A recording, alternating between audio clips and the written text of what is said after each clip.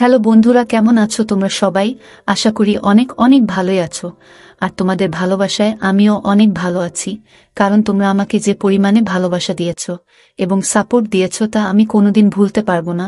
তাই তোমাদেরকে মজা দেওয়ার জন্য আবারও একটি নতুন গল্প নিয়ে হাজির হলাম। গল্পটি শোনার মতো, আশা করি তোমাদের দাঁড়িয়ে যাবে এবং তোমরা হাতের কাজ করতে সবাই হেডফোন নিয়ে বসে যাও। যদি আমার গল্প শুনে মজা পাও তাহলে অবশ্যই আমার চ্যানেলটি সাবস্ক্রাইব করবে। তো চলো বন্ধুরা, আমরা কথা না বাড়িয়ে আসল গল্পে চলে যাই। আমার বউ তার শ্বশুরের অনেক সম্মান আর সেবা করত। প্রতিদিন তার মাথায় মেসেজ করে দিত, কিন্তু যখনই আমি অফিস থেকে ঘরে ফিরতাম আমার স্ত্রী বাথরুমে চলে যেত। আমার তার উপরে অনেক সন্দেহ হতো। একদিন যখন আমি অফিস থেকে তাড়াতাড়ি ঘরে চলে এলাম, যেটা দেখলাম সেটা দেখে আমার পায়ের নিচে থেকে মাটি সরে গেল। আমি আমার স্ত্রী মঞ্জুকে অনেক ভালোবাসতাম। আমি তার সব কাজ সহ্য করতাম, তার প্রত্যেকটা মনের ইচ্ছে পূরণ করতাম। কিন্তু সেই দিন তাকে দেখে আমি অবাক হয়ে রইলাম। আমি বিশ্বাসই করতে পারছিলাম না যে আমার বউ মঞ্জু এতটা ভুল কি করে করতে পারে। মঞ্জু আমার বিয়ের রাতে আমাকে কথা দিয়েছিল যে সে আমার আর আমার পরিবারের সব সময় খেয়াল রাখবে, কিন্তু আমি কি করে বুঝবো যে মঞ্জু এরকম কিছু করবে। আমার আজও মনে আছে আমার বিয়ের সেই দিন যখন মঞ্জুকে আমি নিজের ঘরে এনেছিলাম। সে আমার ঘরে লাল বিয়ের পোশাক পরে বসেছিল। মঞ্জুকে এতটা সুন্দর দেখাচ্ছিল যে আমি বিশ্বাসই করতে পারছিলাম না যে সামনে বসে থাকা এত সুন্দর বউ আমার। আমার এটা সৌভাগ্য ছিল যে মঞ্জু আমার স্ত্রী। আমি আর মঞ্জু নিজের বিয়ের রাতে নিজের ঘরে বসেছিলাম। আমি আর মঞ্জু হাজারটা কথা দিয়েছিলাম একে অপরকে, সাথে জীবনটা শুরু করেছিলাম। আমি মঞ্জুকে কথা দিয়েছিলাম যে আমি তাকে সব সময় খুশিতে রাখব, আর মঞ্জুকে বললাম যে সেও যেন আমাকে অভিযোগের সুযোগ না দেয়। আমি আমার স্ত্রীর সাথে আমার জীবনের সব কথা শেয়ার করতাম। আমি মঞ্জুকে বললাম যে আমার মায়ের ছোটবেলাতেই স্বর্গবাস হয়েছে। আমার বাবা এই জন্য বিয়ে করেনি যে দ্বিতীয় মা আসার ফলে আমার আর আমার বোনের জীবন যেন শেষ না হয়ে যায়। এই জন্য আমার বাবা সব জীবন একা পার করে দিয়েছে। আমি মঞ্জুকে বুঝিয়ে দিয়েছিলাম এবার আমার বাবার আর এই ঘরের খেয়াল তাকেই রাখতে হবে, কেননা আমার বোনের বিয়ে আমার সাথে সাথেই হয়ে গিয়েছে। আমার বিয়ের আগে আমার বাবার খেয়াল আমার বোনই রাখত। মঞ্জুর হাতের মেহেন্দির রং এখনো হালকা ও হয়নি, আর তাতেই ওকে ঘরের সমস্ত কাজ দেখতে হতো। এমনিতে তো ঘরের মধ্যে অনেক কাজের লোক ছিল, কিন্তু কাউকে তো কাজের লোকদের মাথার উপরেও থাকতে হয়। মঞ্জু বিয়ের কিছুদিন পরেই আমাদের বাড়ির সব দায়িত্ব সামলে নিয়েছিল। আমার জীবনে সে যেন কৃপা হয়ে এসেছিল। সে আমার অনেক খেয়াল রাখত। সবথেকে খুশির কথা হলো আমার বাবারও সে খেয়াল রাখত। আমার বাবা একজন বয়স্ক মানুষ ছিলেন। বাবা বেশিরভাগ সময় চার পেয়ে বিছানায় পার করে দিতেন। মঞ্জু আমার ঘরটাকে এত সুন্দর করে সামলে নিয়েছিল যেন সে সবসময় এই বাড়িতেই থাকত। যখন কিনা আমাদের বিয়ের মাত্র 2 মাসই হয়েছিল, এত কম সময়ে মঞ্জু আমাদের সবাইকে আপন করে নিয়েছিল। আমি আমার বাবার একমাত্র ছেলে ছিলাম। তার সব ব্যবসা আমি দেখতাম। বিয়ের পরে বেশি সময় বাড়িতে থাকতে পারিনি, কেননা সব কাজ আমারই দায়িত্বে ছিল। আমার কাজে আমার সাথে দেওয়ার মতো কেউ ছিল না। বাবাও অসুস্থতার কারণে কাজ থেকে ছুটি নিয়ে অনেক দিন আগেই বসে গিয়েছে। এই জন্য আমি বিয়ের পরে বেশিরভাগ সময় ঘরে থাকতে পারতাম না। বিয়ের পরে সকালবেলা অফিসে যেতাম আর বিকেলবেলা ঘরে আসতাম। আমি যখন অফিস থেকে ঘরে ফিরতাম আমার স্ত্রী মঞ্জু তখন আমার ঘরের কাজে আর বাবার সেবায় থাকত। আমার বাড়িতে কাজের লোক বাকরের অভাব ছিল না, কিন্তু সে সবসময় বলতো বাবার ক্ষেত্রে কোনো ক্ষেত্রেই বোঝাপড়া করা উচিত না। যখন আমি এই জিনিসটা দেখতাম যে মঞ্জু আমার ঘরের এত ভালোভাবে খেয়াল রাখছে, তখন আমি ভাবতাম যে আমি কত সৌভাগ্যবান যে আমি এত সুন্দর, বুদ্ধিমতী আর এত খেয়াল রাখা একজন স্ত্রী পেয়েছি। কেননা আমাদের পরিবারে আমি আমার ভাইয়ের বউদের তার স্বামীর সাথে আলাদা করে ঘর বসাতে দেখেছি, আর তারা তাদের বাবাকেও একা ছেড়ে দিয়েছে। কিন্তু মঞ্জু তো আমাদের ঘর পরিবারকে জুড়ে রেখেছিল। আমার বোন যখনই শ্বশুরবাড়িতে আসত মঞ্জু আমার বোনের ততটাই খেয়াল রাখত যতটা আমার আর বাবার রাখত। আমার বোন যখন মঞ্জুকে বাবার খেয়াল রাখতে দেখল, সে আমাকে বলল, দাদা প্রায় শ্বশুরবাড়িতে বাবার জন্য আমি চিন্তা করতাম, কিন্তু এখন যখন থেকে বৌদিকে তার খেয়াল রাখতে দেখেছি, এবার আমার আর চিন্তা নেই। আমি তো নিজেই আমার বোনের থেকে এই কথাটা শুনেই অনেক খুশি হলাম। আর আমি নিজের বোনকে বললাম, মঞ্জুর থাকতে তোকে একদম চিন্তা করতে হবে না, ও বাবার অনেক ভালোভাবে খেয়াল রাখে। আমিও মঞ্জুর অনেক খেয়াল রাখতাম। তার কোনো জিনিসের অভাব হবে না, আমি কখনো অভাব হতে দেইনি। আমি মঞ্জুকে অনেক ভালোবাসতে থাকলাম। 1 মিনিটের জন্য তাকে দূরে থাকতে দিতাম না। যখন অফিস হতো তখন বারবার তাকে ফোন করতাম। একদিন বাবার শরীর হঠাৎ অনেক খারাপ হয়ে গেল। বাবা বলল যে তার পায়ে হঠাৎ অনেক ব্যথা হতে শুরু করেছে। আর কেননা সে এখন বেশিরভাগ সময় বিছানায় পার করে, এজন্যই তার পায়ে অনেক ব্যথা শুরু হয়েছে। ডক্টর বলেছেন বাবার পায়ে ম্যাসেজ করা দরকার। তার একটু কাজ করা উচিত, যাতে তার পায়ে ভালোভাবে চলাচল হতে পারে। ডাক্তার ম্যাসেজের সাথে সাথে কিছু ওষুধ বলে দিয়েছিলেন। ডাক্তার বলেছিলেন যে ম্যাসেজ করার সময় কোনো অবহেলা যেন না থাকে। আমি বাবার ওষুধপত্র মঞ্জুকে দিলাম। তাকে বললাম আমি তো অফিস থাকি, আর তাই সে যেন বাবার সম্পূর্ণ খেয়াল রাখে। আর প্রতিদিন কোনো না কোনো কাজের লোককে বলে নিজের সামনে তার পায়েতে যেন ম্যাসেজ করিয়ে নেয়। এই কথার উত্তরে মঞ্জু যা বলল সেটা শুনে আমি তো অবাক হয়ে গেলাম। সে বলল, তোমার বাবা আমারও তো বাবা। আমি তার দায়িত্ব কোনো কাজের লোকের উপরে কি করে ছাড়তে পারি? বরং আমি নিজেই তার পায়ে ম্যাসেজ করে দেব। আমি তো এই কথায় অনেক খুশি হয়ে গেলাম। আমি মঞ্জুর কপালে আদর দিলাম আর বললাম, আমাকে কখনো তুমি ছেড়ে দিও না। আমি তোমাকে অনেক ভালোবাসি। এখন মঞ্জু রোজ সকালে আমার সাথেই ওঠে, আমার জলখাবারের ব্যবস্থা করে, আর আমাকে অফিস পাঠায়। মঞ্জু রোজ বাবার পায়ে আর হাতে ম্যাসেজ করে দেয়, যাতে তার শরীরের সবকিছু সঞ্চালন ভালোভাবে হয়, আর তার পায়ে যাতে ব্যথা না হয়। আমি যখন রোজা অফিস থেকে ঘর আসি আর যখন বাবার সাথে তার ঘরে দেখা করতে যাই, তখন বাবা অনেক খুশি হয়ে আমাকে বলে যে মঞ্জু তার অনেক সেবা করে, সে তো মঞ্জুর প্রশংসা দিয়ে যেন সেতু সেতু বন্ধন করতে চায়। আমার বাবা মঞ্জুকে অনেক আশীর্বাদ করে। আমি সৌভাগ্যবান ছিলাম যে মঞ্জুর মতো বউ আমি পেয়েছি। ব্যাস, আমাদের জীবনে শুধুমাত্র একটাই অভাব ছিল যে 1 বছর হয়ে গেছিল আর আমাদের সন্তান হয়নি। যখন আমরা ডাক্তারকে দেখালাম, তখন ডাক্তার বলল আমার আর মঞ্জুর মধ্যে কোনো সমস্যা নেই। আমি চিন্তায় ছিলাম যে যদি কোনো সমস্যাই না থাকে তাহলে আমাদের সন্তান কেন হচ্ছে না। যে কোনো মেয়ে যখন দেখে যে তার মা হতে দেরি হচ্ছে তখন সে চিন্তায় পড়ে যায়। কিন্তু আমি বুঝতেই পারছিলাম না যে মঞ্জু এই ব্যাপারে কেন কোনো চিন্তা করছিল না। আমার মনে হয় মঞ্জু বেশি ধৈর্যবর্তী মেয়ে। এজন্যই সে সহ্য করেছিল আর এজন্যই সে চিন্তাও করত না। অন্যান্য বিষয়ের মতো মঞ্জুর এই কথাটাও আমাকে তার ভালোবাসায় পাগল করে তুলেছিল। মঞ্জু সুন্দরী আর বুদ্ধিমতী হবার সাথে সাথে একজন ধৈর্যশীল মেয়েও ছিল। একদিন আমার শরীর খারাপ ছিল, আমি তাই সেদিন ছুটি নিয়েছিলাম। আমি ভাবলাম জীবনে একটু রেস্ট নেওয়া দরকার। ওই দিন আমি বাড়িতেই ছিলাম। মঞ্জু ঘরের সব কাজ শেষ করে নিয়েছিল। মঞ্জু বাবার ঘরেই তাকে মেসেজ করে দিত। আমি ঘরে বসে চায়ের সাথে খবরের কাগজ পড়ছিলাম। মঞ্জু তখন আমাকে বলল, বাবার মেসেজের সময় হয়ে গেছে। আমি তাই মেসেজ করতে যাচ্ছি। আমি মঞ্জুকে বললাম যে, না, আজকের সময়টা আমার সাথে পার করো। কোনো কাজের লোককে বলে দাও বাবার মেসেজ করতে। মঞ্জু বলল সে নিজেই বাবার মালিশ করবে। আমি বললাম ঠিক আছে, তাহলে তুমি তাড়াতাড়ি এসো। আমি মঞ্জুর একটা অদ্ভুত ব্যাপার লক্ষ্য করেছিলাম। সে বাবার ঘর থেকে আসার পরে সাথে সাথে বাথরুমে চলে যেত। প্রথমে তো আমি ভাবতাম যে কখনো কখনো সে যায়, কিন্তু একবার নয় অনেকবার আমি এটা নোটিশ করেছিলাম যে মঞ্জু এরকমটাও করতে থাকে। আর বারবার সে ঘরে আসার পরে বাথরুমে চলে যায়। আমি ভাবতাম যে কেনই বা তেল দেওয়ার পরে বারবার হাত ধোবার জন্য সে বাথরুমে চলে যায়। এটা একদিনের কথা না, বরং মঞ্জু রোজই এরকম করত। আমার মনের মধ্যে একটা অদ্ভুত খেয়াল আসতে থাকল। একদিন আমার বোন এসেছিল। আমার বোন তার বাবার বাড়িতে কমই থাকত, কিন্তু এখন সে 2-3 দিনের জন্য এসেছিল।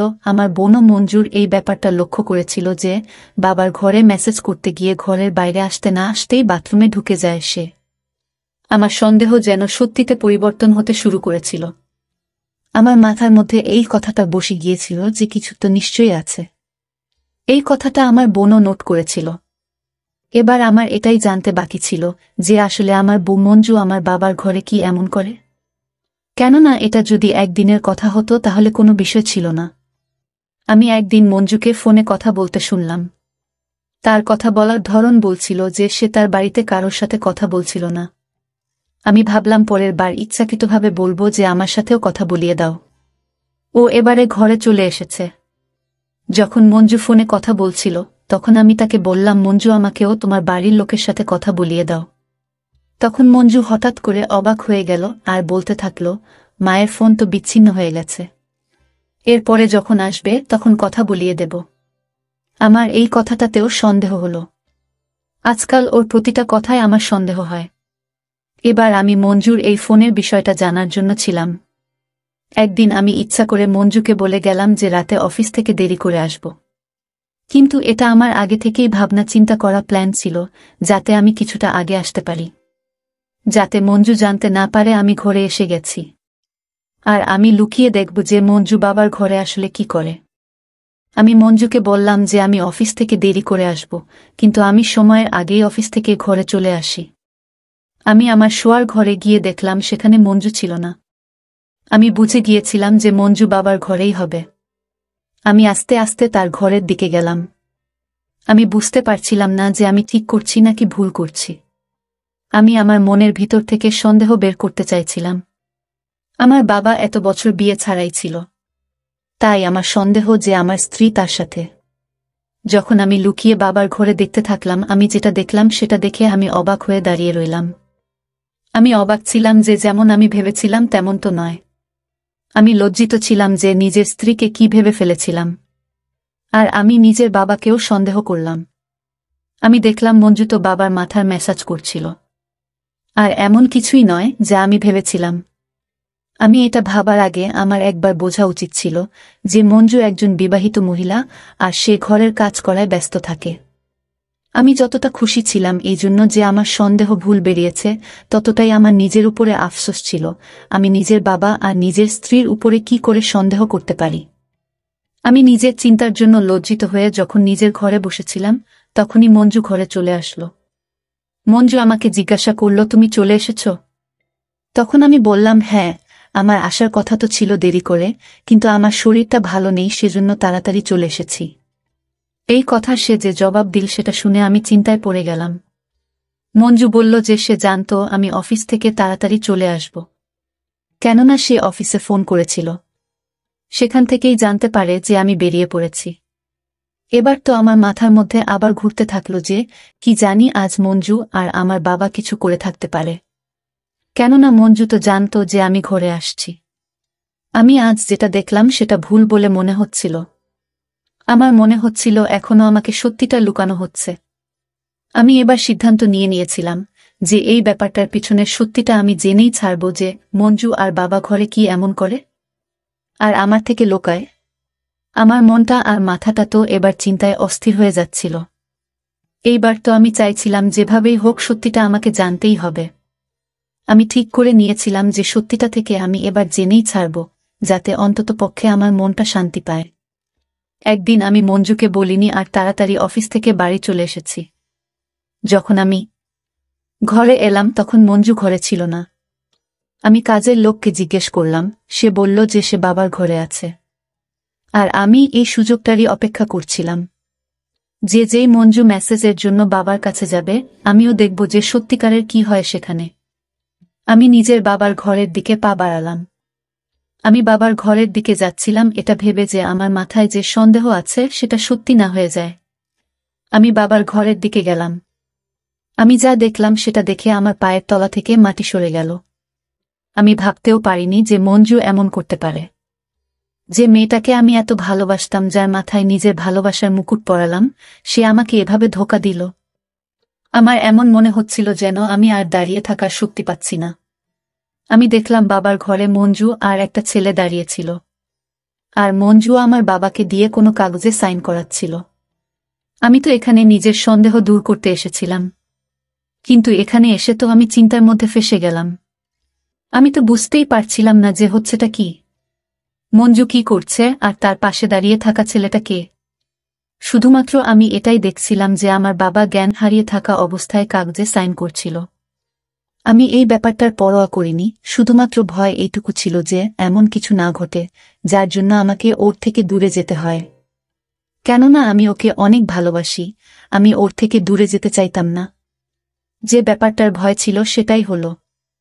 আমি মঞ্জুকে কিছু বলতে শুনলাম, যেটা আমাকে অর্ধেকটা শেষ করে দিয়েছে। মঞ্জু আর ওই ছেলেটি এই ব্যাপারটা জানত না যে আমি দাঁড়িয়ে আছি সেখানে।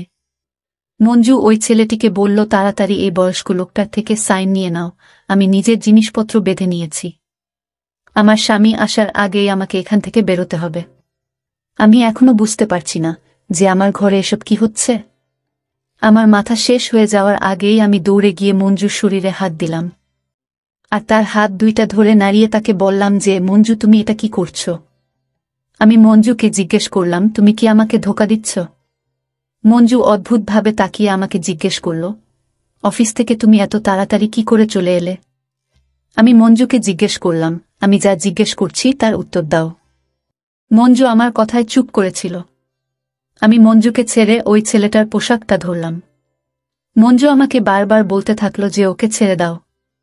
আমি ছেলেটিকে পুলিশের হুমকি দিতে থাকলাম আর বললাম যে, সত্যি বলো এখানে কি করতে এসেছ, না হলে পুলিশকে ধরিয়ে দেব তোমার। আমার এই কথায় ছেলেটা ভয়ে বলতে থাকলো যে সে মঞ্জুকে ভালোবাসে, আর তারা দুইজন বিয়ের আগে থেকে একে অপরকে ভালোবাসত। মঞ্জুর পরিবার তার বিয়ে ওই ছেলেটির পরিবর্তে আমার সাথে দিয়ে দেন। যখন মঞ্জু জানতে পারল যে তার বিয়ে একটা বড়লোক বাড়ির ছেলের সাথে হতে যাচ্ছে, মঞ্জু তার প্রেমিকের সাথে মিলে একটা প্ল্যান বানালো যে বিয়ের পরে আমার সব সম্পত্তি আর টাকা পয়সা ঘর থেকে নিয়ে তারা পালিয়ে যাবে। কেননা তার ভালোবাসার মানুষটি অনেক গরিব ছিল। সে আমাকে বিয়ে করে আমার সম্পত্তি লুটপাট করতে চেয়েছিল, আর এটাই ওর প্ল্যান ছিল। যার জন্য মঞ্জু আমাকে ধোঁকা দিল। সে একটা কথাতেই মঞ্জুর সব রহস্য খুলে দিল। এবার আমি বুঝতে পারলাম যে মঞ্জু আমার বাবার ঘরে কেন যেতে চাইত। সে জানত যে আমার সব সম্পত্তি আমার বাবার নামে আছে। সে বাবার কাছে এই জন্য থাকত যাতে সে সুযোগ পেয়ে তাকে জ্ঞান হারিয়ে তার সব সম্পত্তি আর কাগজে সই করাতে পারে। এবার আমি বুঝলাম যে মঞ্জুর কেন কোনো সন্তান হচ্ছিল না, আর কেন তার এই বিষয়ে কোনো চিন্তা ছিল না। মঞ্জু চাইতো নিজের ভালোবাসার মানুষের সাথে পালিয়ে যায়, আর যেন তার সাথেই জীবন পার করে। মঞ্জু সম্পত্তি আর নিজের ভালোবাসার মানুষের জন্য নিজের সুন্দর সংসারকে খারাপ করে নিল। এবার আমি বুঝলাম যে মঞ্জু কার সাথে ফোনে কথা বলতো। আমিই বোকা ছিলাম যে তাকে এত বিশ্বাস করেছিলাম। মঞ্জু সেই দিন বাবাকে জ্ঞান হারানোর ওষুধ খাইয়েছিল, যার জন্য সে জ্ঞান হারিয়ে গিয়েছিল। যদি আমি সঠিক সময়ে না আসতাম, তাহলে মঞ্জু না শুধু আমাকে ধোঁকা দিত, বরং আমার সব সম্পত্তি সে নিয়ে পালিয়ে যেত। আমি পুলিশকে ফোন করলাম। মঞ্জু আমার পায়ে পড়ে আমার থেকে ক্ষমা চাইল, কিন্তু আমি তাকে ক্ষমা করিনি। সে আমার বিশ্বাস ভেঙেছিল, সে আমাকে শেষ করে দিয়েছিল। আমি মঞ্জুকে মন থেকে ভালোবেসেছিলাম, আর সে একটা দুদিনের ছেলের জন্য আমাকে ঠকালো। ওই ছেলেটার জন্য যাকে কিনা একটুখানি ধুমকি দিতেই সে মঞ্জুর সব রহস্য খুলে দিল। এখন হয়তো মঞ্জু বুঝতে পেরেছে যে সে অন্যায় করেছে, কিন্তু এখন কি লাভ? এখন সময় চলে গেছে। মঞ্জু শুধু টাকার লোভে আমার সাথে প্রতারণা করেছে। সে একবারও ভাবেনি যে আমি তাকে এত ভালোবাসি। আমি তার প্রতিটি ইচ্ছা পূরণ করেছি, তবুও সে আমার সাথে এমন করেছে। মঞ্জু জেলে তার কর্মের জন্য শাস্তি ভোগ করছিল। মঞ্জুর বিশ্বাসঘাতকতার পরে আমি কোনো মেয়েকে বিশ্বাস করা বন্ধ করে দিয়েছিলাম। তখন আমার বোন বুঝিয়ে বলল, এই প্রতারক মেয়ের জন্য তুমি তোমার জীবন নষ্ট করো না। তুমি এখনো ছোট আছো, তোমার ভবিষ্যৎ জীবনের জন্য একজন মেয়ে খুঁজে বিয়ে করো। মঞ্জু চলে যাওয়ার পর আমি ডিপ্রেশনে চলে গিয়েছিলাম। আমার বোন এবং আমার বাবা আমাকে বুঝিয়ে বলল, এরপর আমিও আর মঞ্জুর চলে যাওয়ার কোনো টেনশন না নিয়ে অনেক ভালো একটা মেয়েকে বিয়ে করেছি। এখন আমাদের একটি ছেলে আছে। আমি আমার জীবনে অনেক সুখী। সব মানুষ এক নয়। জেল থেকে ছাড়া পেয়ে মঞ্জু অনেকবার আমার সাথে কথা বলার চেষ্টা করেছিল, কিন্তু আমি সেই প্রতারক মহিলার ছায়াও দেখতে চাই না। বন্ধুরা, আজকের ভিডিওটা এখানেই শেষ করলাম। অনেক কষ্ট করে ভিডিওটি আপনাদের জন্য বানিয়েছি। যদি ভিডিওটি আপনাদের ভালো লেগে থাকে তাহলে একটা লাইক করবেন এবং চ্যানেলটি অবশ্যই সাবস্ক্রাইব করবেন। এই আশা ব্যক্ত রেখে আপনাদের কাছ থেকে বিদায় নিচ্ছি আমি।